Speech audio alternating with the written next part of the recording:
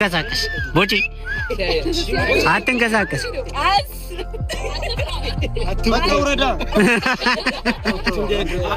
ችግር መንግስት ይፈታዋል ፓፓ ሙርት ቢሆን አስብሎ ነው እየወሰደ በቃ አሊሎ በረላ ኪስ እንግዲህ ወዲያ ተስተገ ብራዘር ሰማኝ ኖርማል ነው ይሄ መሪያቸው ነው ዛሬ አይነሱ በቃ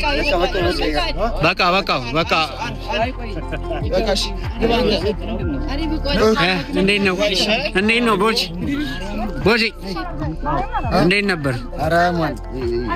ስማ ና የሀረር ልጅ እየፈራች ነው። አላረገውም እውነት አላረገውም።